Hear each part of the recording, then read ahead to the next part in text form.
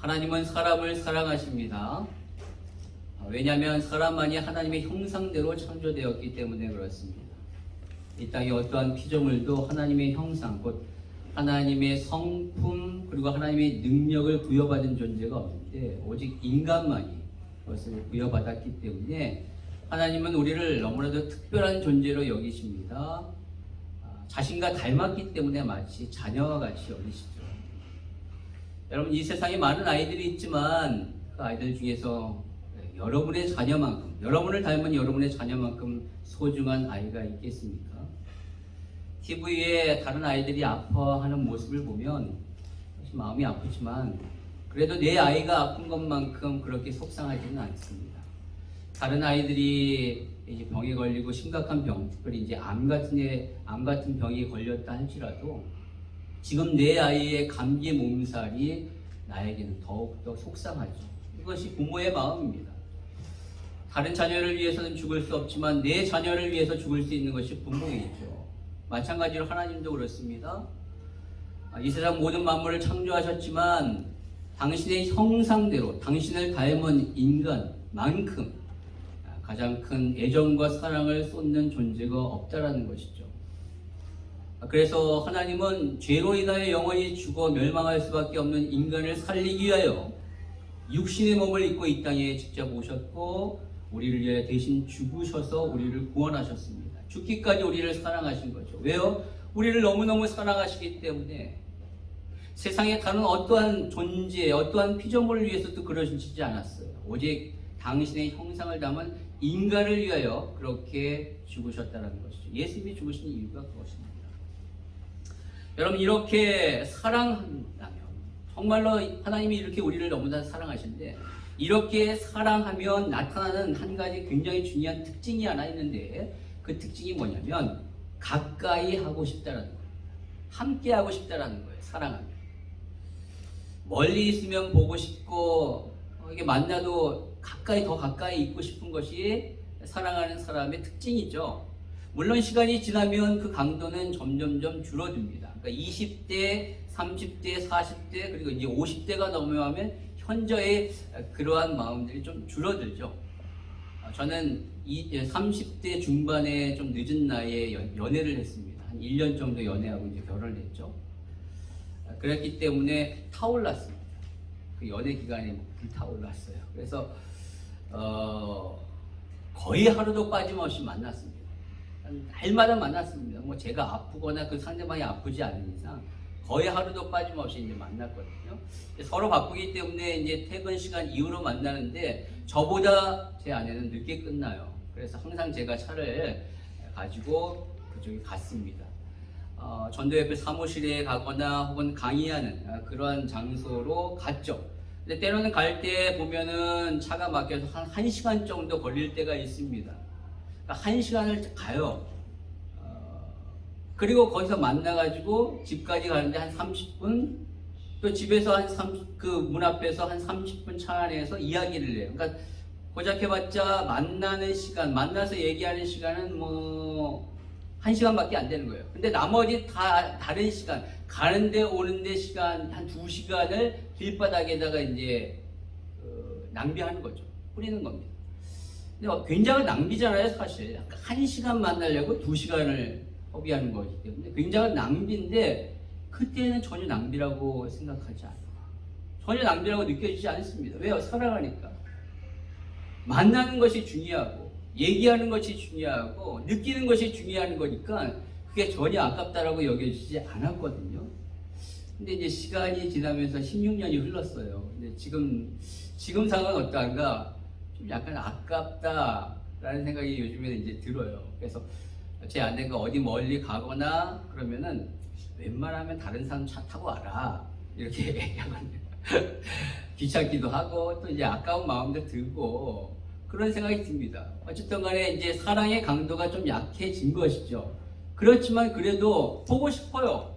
뭐 어디 좋은 데 가면 저 혼자 것을 즐기는 것보다 함께 것을 같이 느끼기를 원하고 함께 하기를 원합니다. 기본적으로 사랑한다면 가까이 있고 싶어 하는 것이 맞습니다. 만약 사랑하는데 그냥 멀리 그냥 떨어져 있기를 원한다. 1년에 몇 번 만나기를 원한다라면 그건 진정한 사랑이 아니라 굉장히 이기적인 사랑일 수 있다는 것이죠. 진정한 사랑은 때로 불편함이 있더라도 그 사람이 사랑스럽기 때문에 함께 하기를 원하는 거예요. 그 사람이 나에게 뭔가 특별한 것을 해주지 않고 때로는 나의 마음을 아프게 한다 할지라도 진정으로 사랑하기 때문에 그래도 함께 하기를 원하는 것이죠.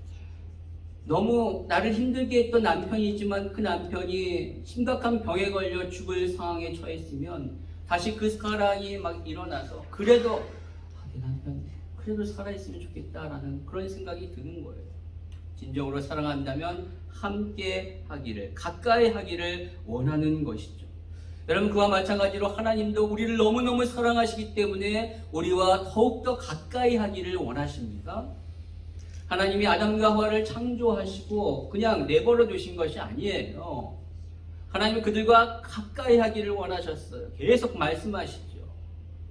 하나님은 그들에게 복을 주시며 그들의 인생의 삶을 가이딩하셨어요. 너는 이렇게 살으라 라고 말씀하십니다. 계속적으로 하나님 말씀하셨고 그 말씀 가운데 아담과 하와는 하나님과 대화하면서 너무나도 아름다운 사랑의 교제를 가졌어요. 왜 하나님 그렇게 계속 말씀하십니까요? 사랑하니까. 나의 형상대로 창조된 내 자녀와 같은 아담과 하와 너무 사랑스러우니까 계속 말하고 싶고 계속 함께하고 싶고 가까이 하고 싶어 하는 것입니다. 오직 성경에 인간만 그렇게 하시는 거죠. 다른 어떠한 피조물에게 그렇게 하신 적이 없습니다. 오직 당신의 형상대로 창조된 인간을 사랑하시기 때문에 더욱더 가까이 하기를 원하시죠. 그러나 인간은 그러한 하나님을 거부합니다. 거부했어요. 그 사랑에 만족하지 못하고 자신이 하나님처럼 되고자 사탄의 유혹에 넘어가 범죄함으로 말미암아 결국 하나님을 떠나 더 이상 하나님과 함께할 수 없는 존재가 되었습니다. 그러나 하나님은 그러한 사람을 버리시지 아니하시고 끝까지 사랑하시며 더욱더 가까이 오시기를 원하셔요. 포기하지 아니하십니다. 그 죄로 인하여 멀어졌지만 그 먼 거리를 또 가까이 또 오기를 원하셔요. 자꾸 오기를 원하셔요. 그래서 구약에 보면 그 하나님이 때로는 천사의 모습으로 이 땅 가운데 오실 때가 있고 사람의 모습으로 오실 때가 있습니다. 또 하나님을 그토록 사모하는 자, 열렬히 사모하는 자에게 하나님은 당신의 영을 부어주셔서 함께 하셨어요. 그런 사람이 바로 사무엘, 다윗, 엘리야, 엘리사죠. 하나님은 우리처럼 속이 좁지 않습니다. 하나님을 싫다고 거부했고 당신을 배척했지만 우리 같으면은 그래 나 싫어? 아 그래 내가 널 뭐 만날 이유가 있겠어? 헤어져 라고 헤어질 텐데 하나님 절대 그러시지 않아요. 하나님은 당신이 사랑하겠다라고 작정하신 그 존재에 대하여 끝까지 사랑하셔요. 끝까지. 인간을 향한 하나님의 사랑은 그 어떤 것도 끊을 수 없습니다. 그 사랑이 너무나도 강렬하여 하나님은 이제 견딜 수가 없어서 너희가 나를 그렇게 거부해? 그렇다면 내가 직접 너희를 만나러 가겠다라고 해서 육신의 몸을 입고 이 땅에 오셨습니다. 그분이 바로 예수님이시죠. 예수님이 이 땅에 오셔서 당신이 그토록 사랑하는 사람을 만나시고 만지시고 위로하시고 격려하시고 그들을 세우셨어요. 하늘에 계셨던 그분이 이 땅에 오신 겁니다. 왜요? 우리를 사랑하셔서 우리와 더욱더 가까이 하기를 원하셨기 때문에. 그래서 그 예수님을 또 다른 이름이 뭐죠? 예수님의 또 다른 이름이 뭐죠? 임마누엘이라고 합니다. 임마누엘이에요. 하나님이 우리와 함께 계신다. 마태복음 1장 23절에 이렇게 말하죠. 보라 처녀가 잉태하여 아들을 낳을 것이요 그의 이름은 임마누엘이라 하리라 하셨으니 이를 번역하지 하나님이 우리와 함께 계시다 하니라. 예수님이 태어나실 건데 그 예수님의 이름은 임마누엘, 하나님이 우리와 함께 하신다. God is with us. God is with us. 하나님이 우리와 함께 하신다라는 뜻입니다. 그렇습니다. 우리를 너무너무 사랑하시니까 이제 우리와 함께하기 위하여 하늘 보좌를 버리시고 이 땅에 오셨어요. 그런데 그렇게 우리와 함께하기 위하여 오신 그분을 인간이 죽였습니다. 싫다라는 거예요. 그분과 함께하기 싫다라는 거예요. 그래서 그분을 죽여버렸어요. 그러나 하나님은 그러한 인간의 죄악된 행동을 오히려 이용하여서 그 죽으심을 오히려 그 죽으심을 통하여 인간을 구원케 하신 것이죠. 바로 인간이 예수님을 십자가에 못 박혀 죽였는데 그 십자가의 예수님의 죽으심으로 인하여 우리 모든 죄가 사함받고 우리로 하여금 이제 하나님을 완전히 만날 수 있는 길을 열어주시는 거예요. 저와 여러분이 그 길에 들어선 자인 줄 믿습니다.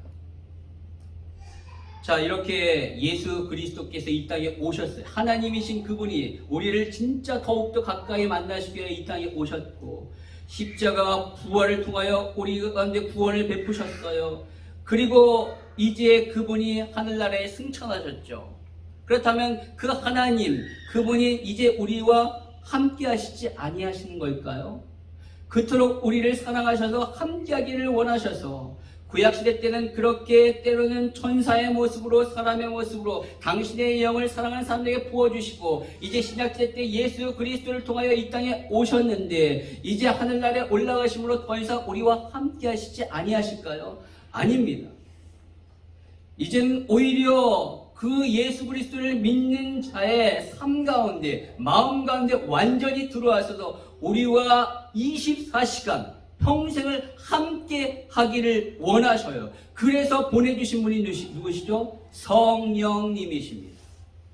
성령님이 우리 안에 오셔서 우리를 하나님 만나는 그 순간까지 저 하늘나라 가는 그 순간까지 우리와 늘 함께 하신다라는 것이죠. 육체를 가지셨던 예수님은 어쨌든 간에 시간과 공간의 제약을 받으셨기 때문에 그 예수님과 함께 했던 시간과 예수님과 함께 했던 공간에 있었던 사람만 만났어요. 그러나 성령님은 영이시기 때문에 시공간을 초월하여 그 예수를 믿었을 때 성령이 들어오시잖아요. 그러니까 제 안에 지금도 제 안에 이 성령님이 계실 뿐만 아니라 여러분에게도 성령님이 계셔요. 동일하게 성령님은 우리와 함께 하고 계십니다. 완전히 우리의 삶에서 우리와 함께 하셔요. 왜요? 우리를 너무너무 사랑하시니까 이제는 너와 한순간도 떨어질 수 없겠다. 하나님이 이젠 너랑 완전히 딱 붙어 살겠다라는 거예요. 그래서 성령님이 오신 거예요. 그러면 이것이 성삼위 일체 하나님의 사랑의 방법입니다. 삼일체 하나님의 방법이에요. 구약시대 때 천사와 인간과 영으로 오신 그분, 신약시대 때 예수 그리스도에 오셔서 구원을 이루신 그분, 이제 교회 시대에 살고 있는 우리에게 성령으로 오셔서 우리와 영원토록 함께 하시길 원하시는 그분, 삼위 하나님의 이 사랑의 방법이라는 것이죠. 여러분 지금 이토록 사랑하시는 하나님의 그 사랑을 느끼고 계십니까? 우리와 늘 함께하기를 원하시는 그 사랑을 여러분이 경험하고 계시냐는 말이에요. 여러분 바로 로마서는 바울이 쓴 로마서는 바로 이것을 말하는 거예요. 바울은 7장까지 하나님이 우리를 너무너무 사랑하시는데 그 사랑을 거부한 인간을 위하여 하나님이 예수 그리스도를 보내주셔서 우리를 구원에 이르게 하셨다라는 얘기예요. 그리고 8장은 그 예수를 믿어 구원받은 우리에게 이젠 아예 성령님이 오셔서 우리와 완전히 함께 하셨다라는 거예요. 그리고 9장은 그렇게 성령님이 함께 하신 구원받은 자의 삶이 어떠한가에 대하여 이야기하고 있습니다.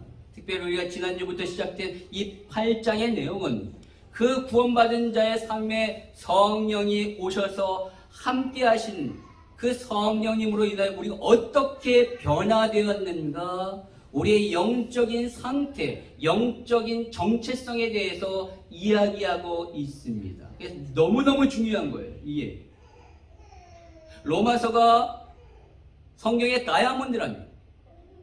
그 다이아몬드에서 가장 빛난 부분이 바로 로마서 8장이라는 거죠. 좋아요. 예수님 믿어서 구원받았던 거 알아요. 그렇다면 도대체 구원받은 자는 어떻게 변했는가, 어떠한 상태인가에 대해서 이 8장이 얘기하고 있기 때문에 너무 중요하기 때문에 우리가 계속적으로 말씀을 보고 있는 것입니다. 그렇다면 여러분 지금 어떤 상태입니까? 성령이 여러분 안에서 어떻게 역사하시고 계십니까? 여러분의 영적인 정체성은 과연 무엇입니까?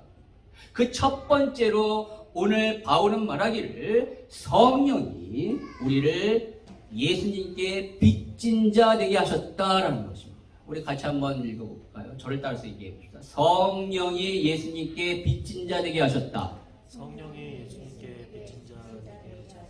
우리 12절 같이 읽도록 하겠습니다. 시작. 그러므로 형제들아 우리가 빚진 자로되 예수님 육신이 져서 육신대로 살 것이 아니니라. 아멘. 여러분 원래 우리는 육신의 빚진 자입니다. 이 육신이 원하는 것은 죄인데 우리가 죄를 지음으로 말미암아 육신에 빚을 졌대요. 이 말은 마치 이것과 같습니다.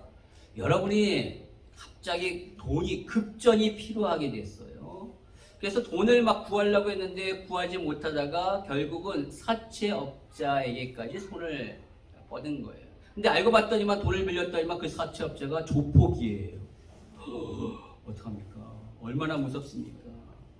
여러분 그렇다면 여러분이 어떤 상태에 놓이게 되는가? 바로 그 조폭이 시키는 일을 할 수밖에 없는, 갚지 못하면, 그 돈을 갚지 못하면 조폭이 시키는 일을 할 수밖에 없어요. 여러분 빚을 진다라는 것은 바로 그 빚진 자에게 매인다라는 것입니다. 그 사람이 시키는 일을 할 수밖에 없어요. 조폭에게 빚을 졌으니까 조폭이 시키는 일을 할 수밖에 없죠. 어느 날 조폭이 불러가지고 시켜요. 야, 나 저 어디 좀 갔다 와. 그래서 뭘 좀 갖고 와라. 뭐 어렵지 않잖아요. 갖고 왔더니만 알고 보니까 마약이에요. 깜짝 놀라서 하기 싫다라고 했는데 조폭이 막 무섭게 하니까 어쩔 수 없이 또 그 짓을 할 수밖에 없는 거예요. 그러다가 나중에 조폭이 너 저 어디 집에 가가지고 돈 받아와.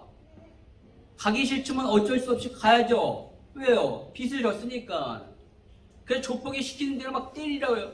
하기 싫지만 막 때리는 거예요. 그렇게 나쁜 짓을 할 수밖에 없습니다. 육신에게 빚지면 육신이 원하는 죄를 지을 수밖에 없는 거예요. 육신이 너 죄를 지어. 너 나에게 빚졌잖아. 그러니까 죄를 지을 수밖에 없는 것입니다.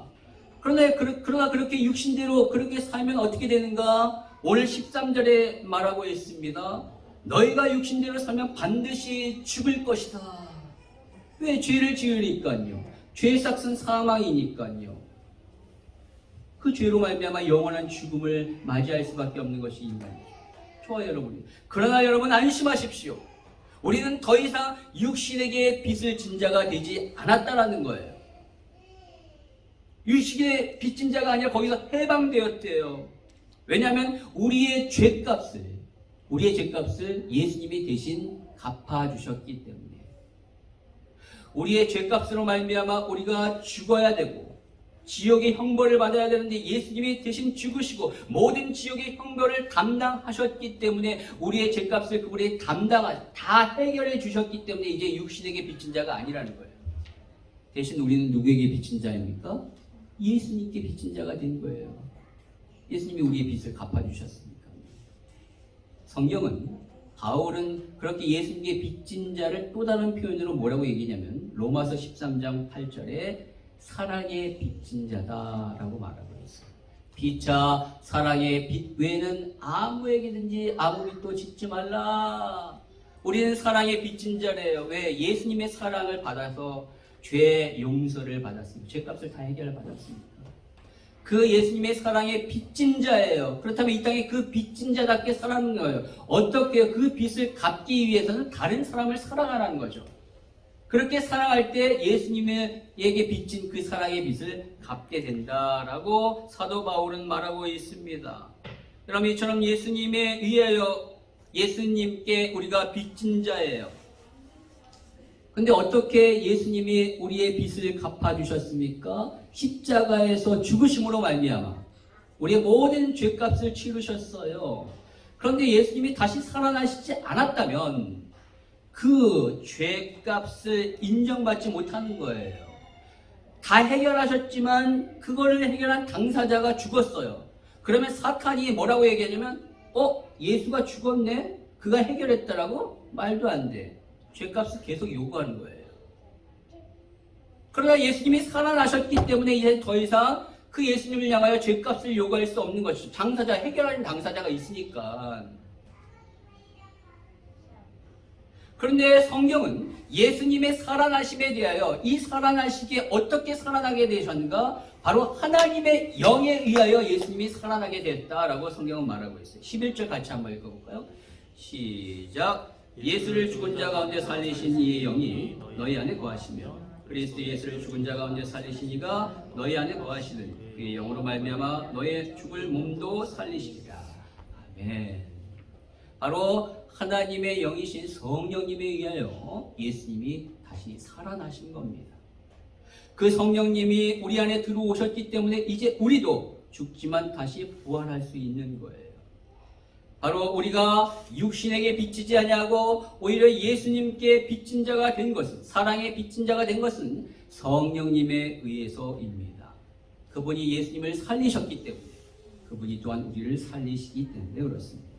오늘 바울은 이렇게 예수님께 빚진 자, 그분의 사랑에 빚진 자는 어떻게 살라라고 말하고 있는가? 육신대로 살지 말라라고 말하고 있어요. 왜요? 이제는 육신에게 빚지지 않았기 때문에 육신이 시키는 일을 하지 않아도 되는 거예요. 육신이 원하는 것은 죄인데 그 죄를 짓지 않고 살아갈 수 있게 된 것이죠. 더 이상 그 육신에게, 그 사탄에게 무서워할 필요가 없는 거예요. 마치 족복에게 그 빚을 졌지만 누군가 그 빚을 갚아주면 더 이상 족복의 얘기를 듣지 않아도 되잖아요. 더 이상 무서워하지 않아도 됩니다. 빚을 갚았기 때문에.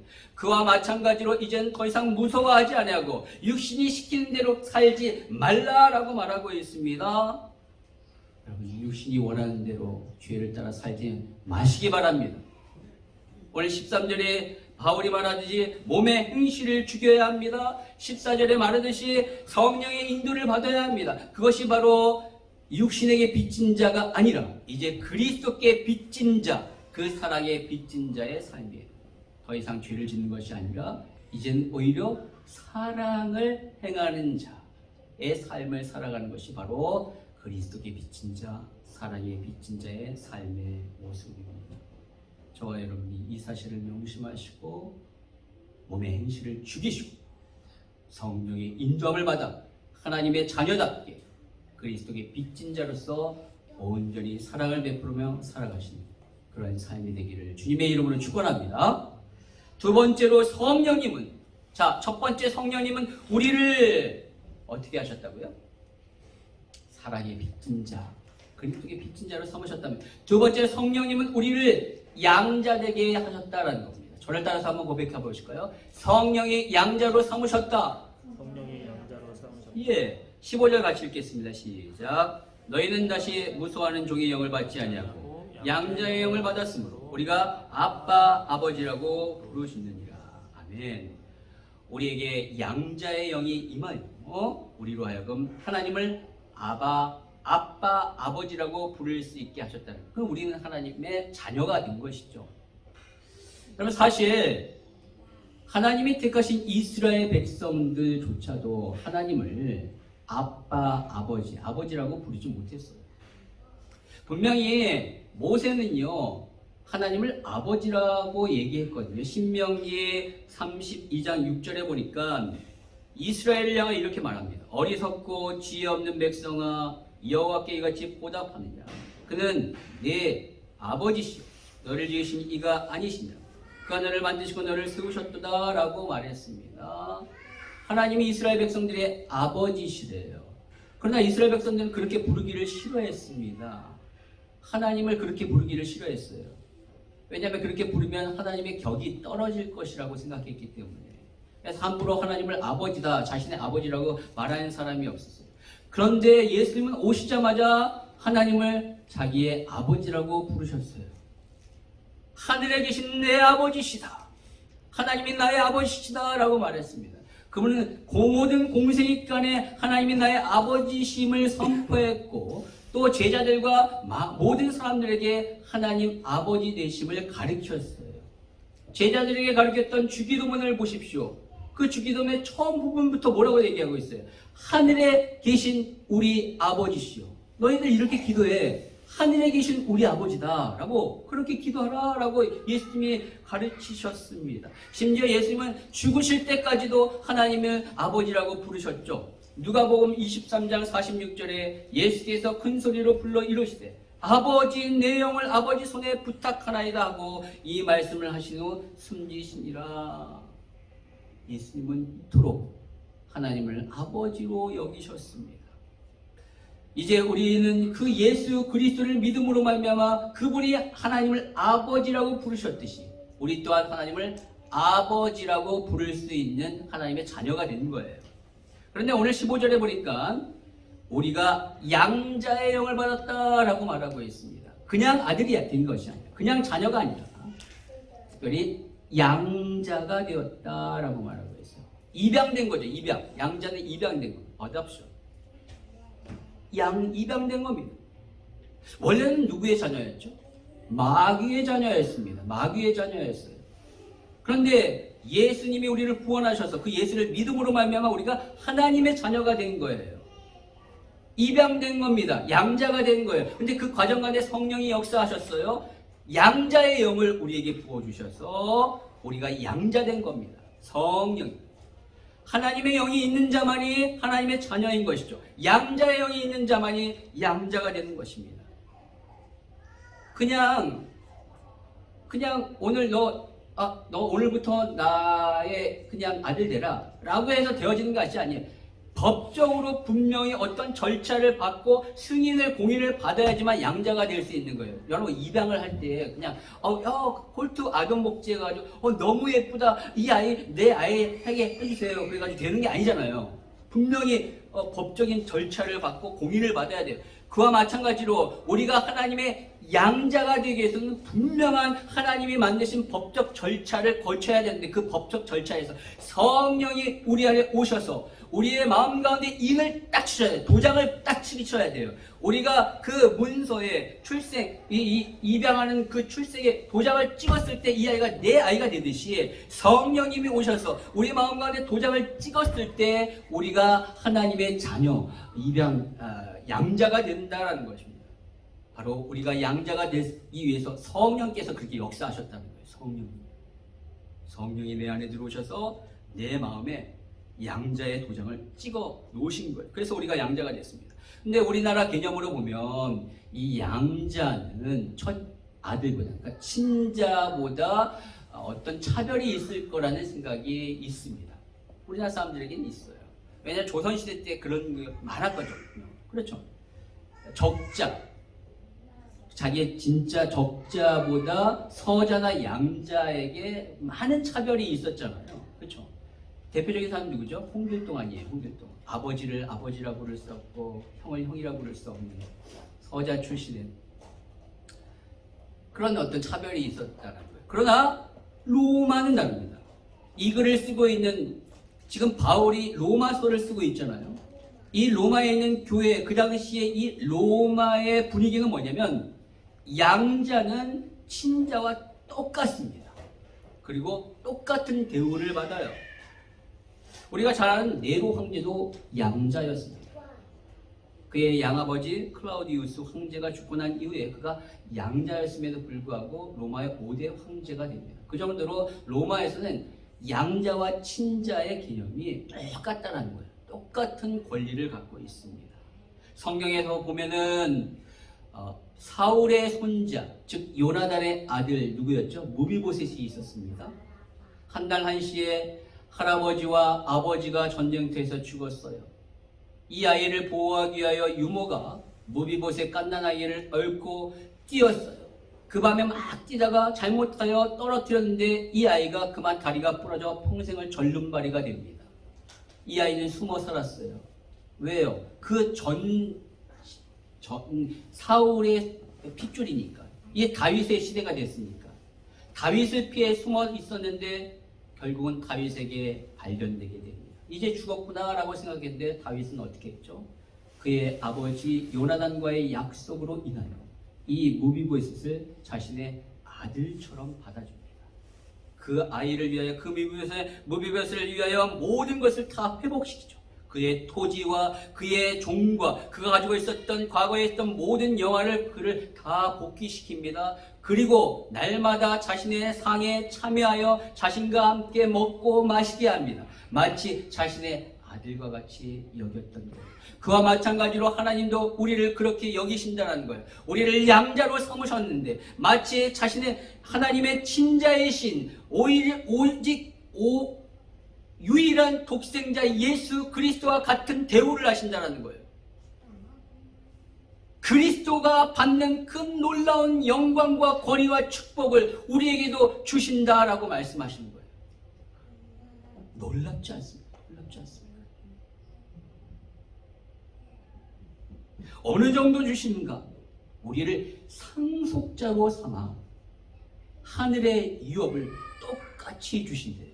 그것이 세 번째입니다. 여러분, 세 번째, 성령님이 우리를 하나님의 상속자로 삼으셨다라는 것입니다. 저는 같이 한번 고백해 보실까요? 성령이 상속자가 되게 하셨다. 성령이 상속자가 되게 하셨다. 우리 17절 말씀 같이 읽겠습니다. 시작. 자녀이면 또한 상속자, 곧 하나님의 상속자요, 그리스도와 함께한 상속자요, 우리가 그와 함께 영광을 받게 하여 고난도 함께 받아야 할 것이니라. 아멘.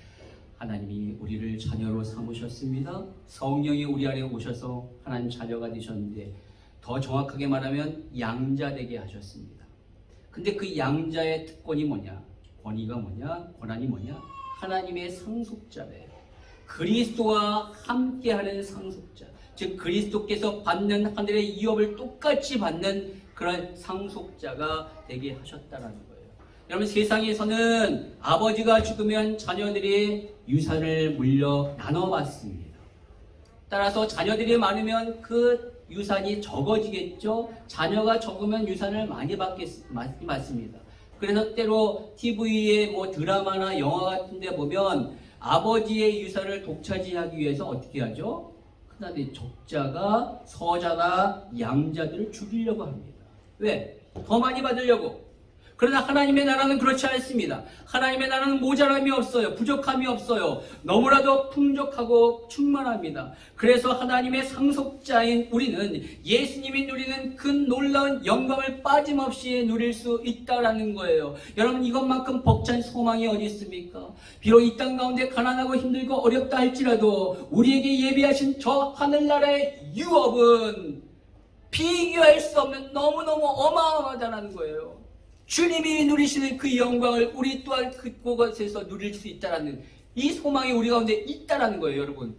여러분, 이것을 아는 자와 그렇지 못하는 자의 삶은 완전 다른 겁니다. 비록 현실이 힘들고 어렵다 할지라도 이 잠깐의 현실만 지나면, 이것을 참고 견디면 우리에게 예비하신 그 어마어마한 비교할 수 없는 이 엄청난 영광에 있다라는 것에 소망이 있지 않습니까?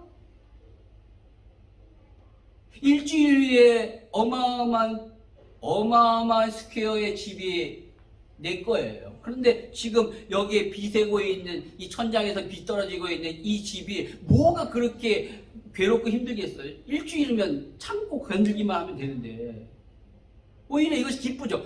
더 노래하고 막 그럴 수도 있고, 아, 오늘 하루 지났다, 와, 비 와도 상관없다. 왜? 어마어마한 대저택이 있으면 저와 여러분이 그렇게 살아야지. 그것을 알아야 된다는 것이죠. 여러분, 이것이 얼마나 놀라운 감격입니까? 그래서 마틴 루터는 이 말씀을 읽는 가운데 너무나 감격스러워서 이렇게 고백했어요. 이 말씀 차라리 황금 문자로 기록하였으면 더 좋았을 뻔했다. 너무나도 위로가 넘치고 큰 소리로 찬양할 만하다. 루터는 어떤 상황입니까?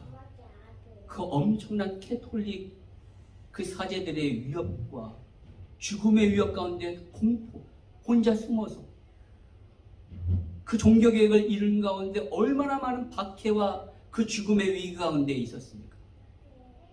그때 이 말씀을 읽는 가운데 지금 나는 이렇게 힘들고 어렵지만, 아, 나를 위하여 예비하신 그 하늘의 유업을 내가 그리스도만큼 그렇게 상속자가 되어 그렇게 받는다.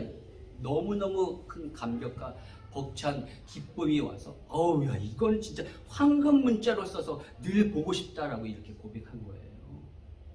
여러분 그렇습니다. 저와 여러분은 하나님의 상속자가 되어 하늘의 유업을 이어받는 자가 되었습니다. 할렐루야. 예. 근데 그냥 받으면 좋은데 그냥 받는 것이 아니라 고난과 함께 이 땅 가운데 더불어 받아야 된대요. 그것이 우리의 마음을 불편하게 합니다. 17절 하반절에 우리가 그와 함께 영광을 받기 위하여 고난도 함께 받아야 할 것이니라. 왜 하나님 그냥 주면 안 돼요? 고난이 있어야 된대요. 고난을 받아야 된대요. 왜 우리가 이 땅 가운데 고난을 받아야 할까요? 다르기 때문에 그렇습니다. 우리는 이 땅에 속한 자가 아니기 때문에 그래요. 이 땅의 유업을 이을 육신에게 속한 자가 아니라 하늘의 유업을 이을 하늘에 속한 자이기 때문에 그렇습니다. 우리는 이 땅의 마귀의 자녀가 아니라 하나님의 자녀이기 때문에 그렇습니다. 신분이 달라요. 소속이 달라요. 세상은 다른 것을 싫어하기 때문에 핍박하는 겁니다. 그러나 여러분, 다르다 할지라도 삶 가운데 그 다름이 드러나지 않으면 절대로 고난과 핍박이 없어요. 분명히 신분은 내가 하늘에 속한 자인데 삶은 이 땅 가운데 속한 자처럼 산다. 핍박 없습니다. 분명히 하나님의 자녀인데 이 땅 가운데 마귀 자녀처럼 산다. 고난 없어요. 마귀가 무슨 고난을 줘요? 잘 살고 있구나. 그래, 그렇게 살아라. 기뻐하죠. 중요한 것은 그 신분에 맞게 다르게 살 때에 고난이 오게 됩니다.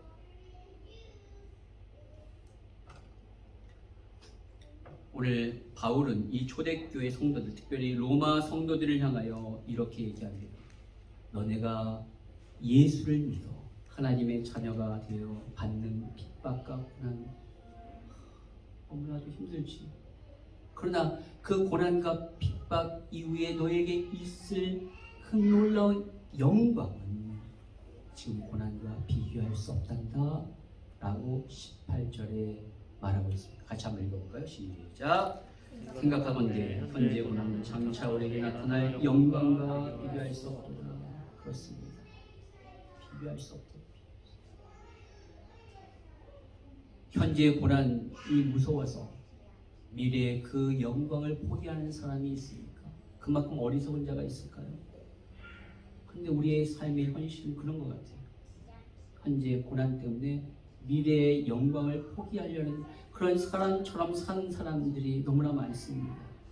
하나님의 자녀다움을 포기해 현재의 고난, 고통, 핍박, 어려움 때문에 참으로 부끄러운 모습이죠. 모세는 그러지 않았습니다. 성경에 보니까 모세는요, 장차 있을 영광을 위하여 자기의 백성들과 함께 고난받기를 선택했어요. 히브리서 11장 24절 26절에 보니까 믿음으로 모세는 장성하여 바로의 공주의 아들이라 칭함받기를 거절하고 도리어 하나님의 백성과 함께 고난받기를 잠시 죄악의 낙을 누리는 것보다 더 좋아하고 그리스도를 위하여 받는 수모를 애굽의 모든 보화보다 더 큰 재물로 여겼으니 이는 상주심을 바라봅니다. 여러분, 그 당시에 애굽의 왕자보다 더 높은 지위, 위치가 어디 있겠어요? 이처럼 좋은 자리가 어디 있습니까? 그러나 그 자리를 버렸대요. 왜요? 애굽에서 왕자로서 사는 그 낙보다 그리스도를 위하여 받는 그 고난을 통하여 오는 그 장차 올 그 놀라운 상급과 영광은 비교할 수 없다는 것을 알기 때문에 주를 위한 고난은 반드시 상이 있고 그 고난은 지금의 낙보다 비교할 수 없는 것을 알기 때문에 그 고난을 선택했던 것이죠. 예수님도 마찬가지입니다. 예수님이 어떻게 그 끔찍한 십자가의 고통을 참으실 수 있었는가? 히브리서 12장 2절에 이렇게 고백합니다. 믿음의 주여 또 이렇게 하시는 이 예수를 바라보자. 그는 그 앞에 있는 기쁨을 위하여 십자가를 참으사 부끄러움을 개의치 아니하시더니 하나님 보좌 우편에 앉으셨느니라. 십자가 뒤에 있을 그 부활의 기쁨과 영광을 예수님은 아셨기에 이 십자가의 고통과 부끄러움을 참으실 수 있었다라는 거예요.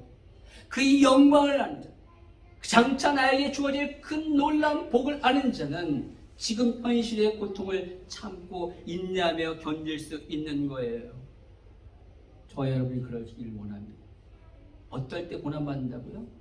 신분에 맞게 다르게 살 때입니다. 초대교회 성도들은 그렇게 다르게 살 때 고난받았지만 또한 그렇게 다르게 살 때 칭찬받았어요. 사도행전 2장 47절에 보니까 하나님을 찬미하며 또 온 백성에게 칭송을 받으니 예수를 믿는다는 이유 때문에 고난받았지만 예수를 믿는 믿음으로 말미암아 삶의 변화된 모습 때문에 칭찬을 받은 겁니다. 여러분, 어느 추운 겨울날이었어요.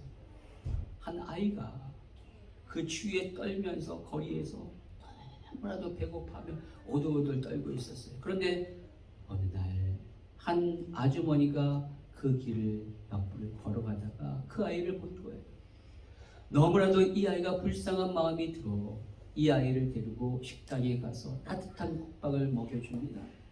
이 아이가 처음 맞는 이 따뜻한 국밥을 보면서 너무나도 행복하며 허겁지겁 막 먹는 거예요. 근데 한참 먹다가 아주머니가 있었지. 아주머니를 딱 쳐다봤더니 그 아주머니가 웃으시는 거예요. 그리고 또 허겁지겁 먹는 거예요. 그래서 다 먹고 나서 이 아이가 조금 미안하다는 듯이 이 아주머니를 향하여 이렇게 얘기합니다. 아주머니는 하나님 친척이죠? 그 아주머니가 그 얘기를 듣고 웃으시면서 말하기를 얘야, 나는 하나님의 친척이 아니라 하나님의 딸이란다. 하나님의 자녀란다. 그러자 그 아이가 그 소리를 듣고 자기 짐작에 맞았다는 듯이 활짝 웃으며 이렇게 말합니다. 역시 그랬군요. 제 생각이 맞았어요. 여러분, 저와 여러분이 이런 얘기를 들어야 되지 않겠습니까? 예수 믿으면 그렇게 사는 거야. 예수 믿는 자는 저런 거지. 그래, 우리의 삶 가운데 당신이 예수 믿는 사람이군요. 당신의 모습을 보니까 예수 믿는 사람이 맞아요. 저와 여러분의 삶 가운데서 그런 얘기를 듣기를 원합니다. 변해버린 이 세상 가운데 사람들이 따라가는 그런 삶의 모습이 아니라, 변질된 그리스도의 삶이 아니라 진짜 온전한 그리스도의 삶을 통하여 세상 사람들에게 하나님의 자녀라고 인정받는 그런 삶을 살기를 원합니다. 그것이 정상적인 그리스도인의 삶입니다. 사도 베드로는 우리에게 이렇게 권면합니다. 베드로전서 2장 12절 같이 읽도록 하겠습니다. 시작. 너희가 이방인 중에서 행실을 선하게 하죠. 너희를 악행하다고 비방하는 자들로 하여금 너희 선한 일을 보고 소신나게 하나님께 영광을 돌리게 하여. 아멘. 저와 여러분이 하나님 자녀로서 하나님 자녀답게 삶으로 우리를 통하여 세상 사람들이 하나님께 영광을 돌리게 하는 그런 놀라운 그런 삶이 되기를 소망합니다. 성령님이 우리 안에 오셨습니다.